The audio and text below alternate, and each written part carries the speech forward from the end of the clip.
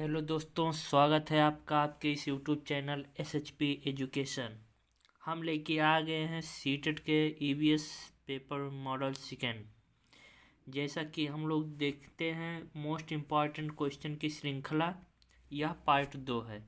Question हमारा देखते हैं। क्वेश्चन आ गया है आपकी स्क्रीन पे। Question number 1। क्वेश्चन नंबर 1 क्या कहता है?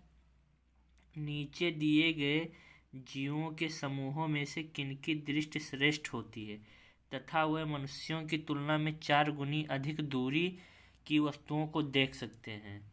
मतलब कौन से ऐसे जीव हैं जो मनुष्य की तुलना में 4 गुना अधिक दूर देख सकते हैं? तो माना जाता है कि जो चील होते हैं, गिद्ध होते हैं और गरुड़ होते हैं, वह खुले आसमान में 3 फुट अगर कोई लंबा सौ हो तो 4 मील की ऊंचाई से वो स्पष्ट रूप से देख सकते हैं। अतः हमारा यहाँ ऑप्शन सही हो जाएगा, ऑप्शन नंबर डी, चील गरुड़ गिद्ध।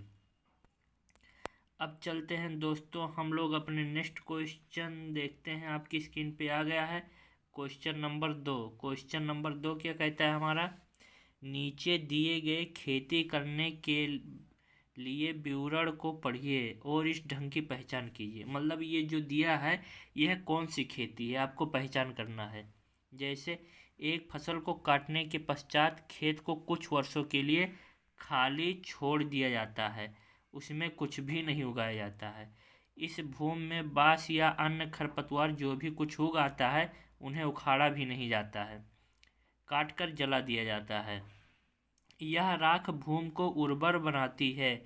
जब यह भूमि खेती के लिए तैयार हो जाती है तब उसे हल्का सा खोदा जाता है। भूमि को जोता भी नहीं जाता और उस पर बीज छिड़क दिए जाते हैं। यह किस खेती की श्रृंखला है? सिंचाई खेती, सहकारी खेती, झूम खेती, सीढ़ी नुमा खेती। यह जो खेती है वह एक प्रकार से झूम खेती है। यानी यहाँ पे ऑप्शन सही हो जाएगा हमारा ऑप्शन नंबर सी। ऑप्शन कौन सा सही हो जाएगा? झूम खेती, ऑप्शन नंबर सी। झूम खेती जो होती है यह स्थानांतरित कृषि पद्धति होती है। यह भारत में असम, मेघालय, नागालैंड, झारखंड, त्रिपुरा, मिजोरम, अरुणाचल प्रदेश, ओडिशा, MP, छत्तीसगढ़ और आंध्र प्रदेश में जनजातियों द्वारा अपनाया जाता है। यह मुख्यतः उष्णकटिबंधीय वन प्रदेशों में होती है झूम खेती। अब चलते हम लोग नेक्स्ट क्वेश्चन देखते हैं। हमारा अगला क्वेश्चन आ गया है आपकी स्क्रीन पे, क्वेश्चन नंबर 3। क्वेश्चन नंबर 3 क्या कहता है? जब कोई सपेरा अपने वाद्य यंत्र बीन को बजाता है तो सांप उसकी धुन पर अपने सिर को इधर उधर घुमाता है। आपके विचार से सांप वाद्य यंत्र के प्रति अनुक्रिया कैसे कर रहा है? मतलब जब कोई सपेरा बीन बजाता है तो जो सांप होते हैं सिर इधर उधर करते हैं अपना फन फैला के, वह किस अनुक्रिया का वह किस अनुक्रिया का पालन करते हैं? वाद्य यंत्र की गति को देखकर करते हैं कि वाद्य यंत्र द्वारा उत्पन्न कंपनों की प्रति अनुक्रिया करके, कि उस याद यंत्र को सूंघकर, कि उस याद यंत्र की धुन को सुनकर? सांप जो होते हैं जब सपेरा बीन बजाता है तो वह वाद्य यंत्र के द्वारा जो उत्पन्न कंपन होती हैं, वाइब्रेट, इससे वह अनुक्रिया करता है तथा अपने फन फैलाने लगता है। अतः हमारा यहाँ ऑप्शन सही हो जाएगा, ऑप्शन नंबर बी। यानी जब सपेरा बीन बजाता है तो वह उसके वाइब्रेशन से, बीन के वाइब्रेशन से वह अपनी अनुक्रिया करते हैं, सर इधर उधर घुमाते रहते हैं। अब चलते हैं हम लोग नेक्स्ट क्वेश्चन। क्वेश्चन नंबर 4 हमारा क्या कहता है? क्वेश्चन नंबर 4 आपकी स्क्रीन पे आ गया है। क्वेश्चन नंबर 4 है, परिवार एक इकाई होता है जिसमें माँ, पिता और उनके 2 बच्चे होते हैं। यह कथन है सत्य है क्योंकि सभी भारतीय परिवार इसी प्रकार के होते हैं। यह सत्य है लेकिन क्योंकि सभी भारतीय परिवार इसी प्रकार के होते हैं, ऐसा बिल्कुल भी नहीं होता है। यह सही नहीं है क्योंकि इस कथन में यह स्पष्ट करना चाहिए कि बच्चे जैविक होते हैं। जहाँ नहीं आ जाए वो पहले से ही ऑप्शन गलत हो जाता है। यह सही नहीं है क्योंकि परिवार कई प्रकार के होते हैं तथा परिवार का केवल एक ही प्रकार में वर्गीकरण नहीं किया जा सकता। यह भी नहीं हो सकता है, सही नहीं है। यह सत्य है, परिवार एक इकाई होता है, यह सत्य होता है क्योंकि यह एक किसी आदर्श परिवार का आकार होता है। जैसे यह ऑप्शन सही है। ऑप्शन नंबर चौथे का ऑप्शन सही हो जाएगा, ऑप्शन नंबर डी। यह परिवार दो प्रकार के होते हैं, एक एकाकी परिवार होता है, एक संयुक्त परिवार होता है। परिवार पर इकाई है जिसमें माँ पिता और दो बच्चे होते हैं, वो एकाकी परिवार होता है। यह एक आदर्श परिवार को व्याख्यायित करता है। एकांकी परिवार सिर्फ दंपति और उनके दो बच्चों तक सीमित रहता है, जिसे आदर्श परिवार की संख्या दी गई है, मतलब संज्ञा दी गई है विद्वानों द्वारा। और एक होता है संयुक्त परिवार, जिसमें दादा दादी नाना नानी सब एक संयुक्त परिवार के रूप में आते हैं। अब चलते हैं हम लोग दोस्तों next question number 5। Question number 5 हमारा क्या कहता है? क्वेश्चन नंबर 5 है, मानव के पेट में अमाशय रस की प्रकृति होती है और वह भोजन के पचाने में सहायता करती है। मतलब मानव के पेट में अमाशय में रस की प्रकृति कैसी होती है? क्षारीय, उदासीन, उभयदर्शी, अम्लीय। तो यहाँ पे ऑप्शन सही हो जाएगा हमारा ऑप्शन नंबर डी। जो मानव के पेट में अमाशय रस की प्रकृति वह अम्लीय होती है और वह भोजन को पचाने में सहायता करती है। अमाशय में HCl हाइड्रोक्लोरिक अम्ल यह होता है, HCl निष्कासित होता है जो अम्लीय माध्यम का निर्माण करता है। अमाशय के जठर रस तथा एंजाइम का स्रावण भी होता है जो भोजन में उपस्थित जीवाणुओं को नष्ट भी कर देता है और भोजन को पचाने में सहायता भी करता है। अब चलते हैं दोस्तों नेक्स्ट क्वेश्चन। हमारा क्वेश्चन आपकी स्क्रीन पे आ गया है, क्वेश्चन नंबर 6। क्वेश्चन नंबर 6 क्या कहता है? प्राथमिक कक्षाओं में पर्यावरण अध्ययन पढ़ाने के लिए निम्नलिखित में से कौन सा उद्देश्य संबंधित नहीं है? भौतिक और सामाजिक परिवेश के प्रति संवेदनशील विकसित करना। ऑप्शन बी दिया है विज्ञान के आधारभूत प्रत्ययों और सिद्धांतों को रटकर याद कर लेना। ऑप्शन सी है पर्यावरण को खोजने के अवसर प्रदान करना। ऑप्शन डी है अवलोकन, मापन, भविष्य कथन और वर्गीकरण जैसे कौशलों का विकास करना। तो यहाँ पे जो हो जाएगा हमारा ऑप्शन सही, ऑप्शन नंबर बी, जो है प्राथमिक कक्षाओं में पर्यावरण अध्ययन पढ़ाने का उद्देश्य विज्ञान के आधारभूत प्रत्ययों और सिद्धांतों को रटकर याद कर लेना नहीं होता है। इसमें आप लोग देख लीजिएगा यहाँ संबंधित नहीं है, यानी हमें रटकर याद करना ये नहीं होता है, हमें समझ कर सीखना चाहिए। जबकि प्राथमिक कक्षाओं में शिक्षार्थियों में भौतिक और सामाजिक परिवेश के प्रति संवेदनशीलता का विकास होता है, पर्यावरण खोजने का अवसर प्रदान करना होता है, उनमें अवलोकन, मापन, भविष्य कथन, वर्गीकरण भी होता है, चिंतन आदि का विकास पर्यावरण अध्ययन के शिक्षण के उद्देश्यों में शामिल किया जाता है। अतः यह ऑप्शन हमारा हो जाएगा ऑप्शन नंबर बी।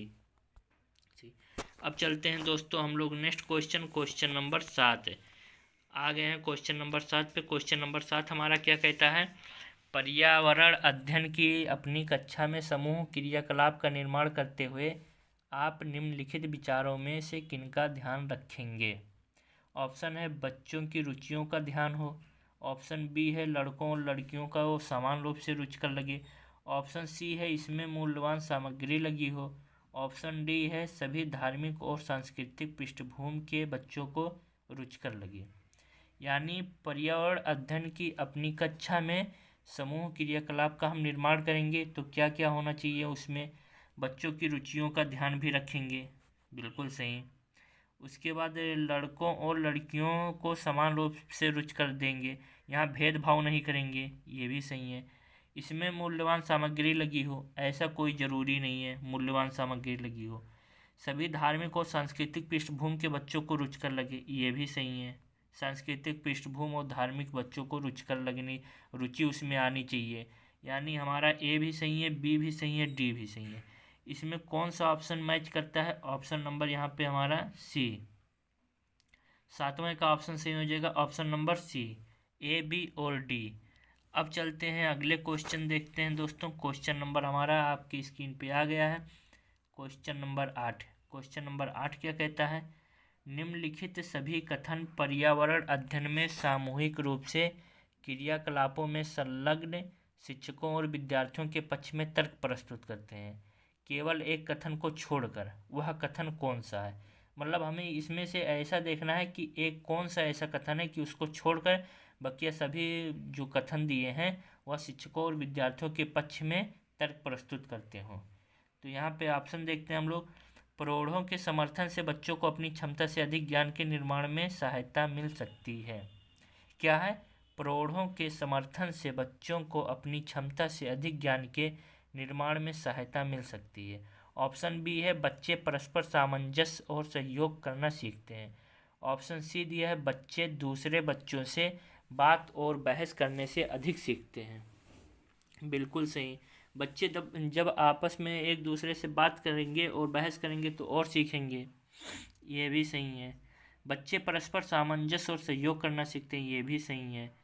फिर प्रौढ़ों के समर्थन से बच्चों को अपनी क्षमता से अधिक ज्ञान के निर्माण में सहायता मिलती है, यानी जो बच्चे होते हैं वो बड़े लोगों बूढ़े लोगों से उनके जो समर्थन करते हैं बच्चों की, उनसे उन्हें ज्ञान में निर्माण के लिए सहायता मिलती है, ये भी बिल्कुल सही है। तो कौन सा सही नहीं है हमारा? समूह क्रियाकलापों की वजह से बच्चे अंक उपलब्धि में अच्छा सुधार प्रदर्शित करते हैं, यह ऐसा बिल्कुल नहीं होता है, यानी हमारा ऑप्शन सही हो जाएगा ऑप्शन नंबर डी। 8वां का कौन सा ऑप्शन सही हो जाएगा? Option number D. अब चलते हम लोग अगले क्वेश्चन पे दोस्तों, क्वेश्चन नंबर 9। क्वेश्चन नंबर 9 आपकी स्क्रीन पे आ गया है। क्वेश्चन नंबर 9 क्या कहता है? समूह कार्य से पर्यावरण अध्ययन कर रहे बच्चों की सामाजिक व्यक्तिक विशेषताओं के आकलन के लिए निम्नलिखित में से कौन सा उपकरण सर्वाधिक उपयुक्त होगा? इनमें से देखना है दोस्तों, समूह कार्य से पर्यावरण अध्ययन कर रहे बच्चों की सामाजिक व्यक्तिक विशेषताओं के आकलन के लिए निम्नलिखित में से कौन सा उपकरण सर्वाधिक उपयुक्त होगा? ऑप्शन है निर्धारण मापनियाँ, ऑप्शन बी है दत्तकार, ऑप्शन सी है कागज पेंसिल परीक्षण, ऑप्शन डी है मौखिक प्रश्न। तो यहाँ पे दोस्तों हमारा ऑप्शन सही हो जाएगा option number A. Option number A निर्धारण मापनियाँ। जैसा कि जब समूह कार्य से पर्यावरण का जब बच्चे अध्ययन करते हैं तो सामाजिक व्यक्तिक विशेषताओं के आकलन के लिए हमें निर्धारण मापदंड होना सबसे अधिक उपयोगी होता है, इसीलिए हमारा ऑप्शन सही हो जाएगा ऑप्शन नंबर ए। अब चलते हैं दोस्तों नेक्स्ट क्वेश्चन। अगला क्वेश्चन हमारा आ गया है आपकी स्क्रीन के ऊपर, क्वेश्चन नंबर 10। क्वेश्चन नंबर 10 क्या है? नीचे पौधों के बारे में बच्चों के कुछ सहजानुभूत विचार दिए गए हैं, इनमें से कौन सा विचार वैज्ञानिक दृष्टि से ठीक है?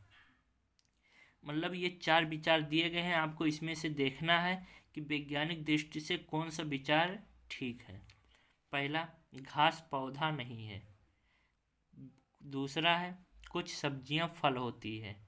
तीसरा है बीज किसी पौधे का हिस्सा नहीं होते। चौथा है गाजर और बंद गोभी पौधे नहीं हैं। तो यहाँ पे हमारा ऑप्शन सही हो जाएगा ऑप्शन नंबर बी। वैज्ञानिक दृष्टिकोण से बच्चे द्वारा जो होता है विचार कुछ सब्जियां फल होती हैं, यह बिल्कुल ठीक है, क्योंकि कुछ फलों को खाना पकाने के लिए मतलब सब्जी के रूप में प्रयोग किया जाता है। फल एक परिपक्व अंडाशय भी होता है, इसलिए हमारा ये मोस्ट इन चारों ऑप्शन में सबसे सटीक और सबसे अच्छा आंसर नंबर बी है। अब चलते हैं हम लोग next question, question number 11। Question number 11 क्या कहता है दोस्तों? क्वेश्चन नंबर 11 आ गया है आपकी स्क्रीन के ऊपर।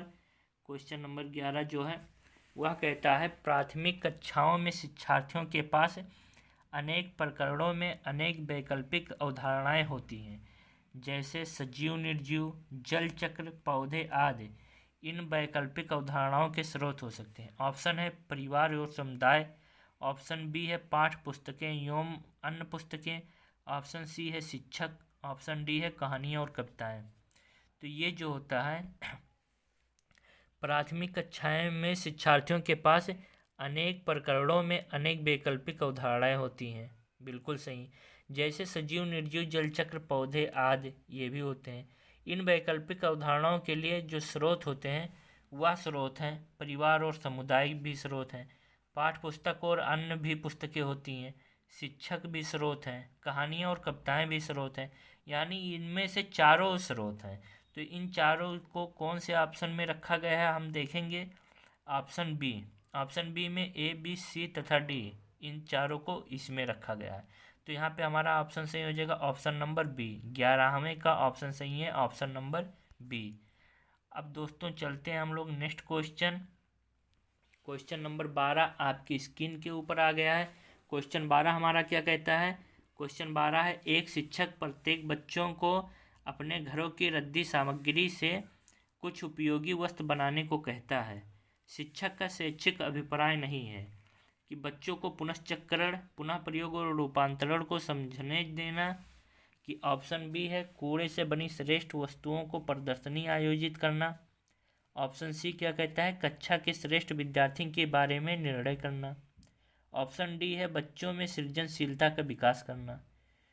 तो इसमें से देखिए दोस्तों क्या हो जाता है, और क्वेश्चन क्या दिया है, एक शिक्षक प्रत्येक बच्चों को अपने घरों की रद्दी सामग्री से कुछ उपयोगी वस्तु बनाने को कहता है। बिल्कुल सही।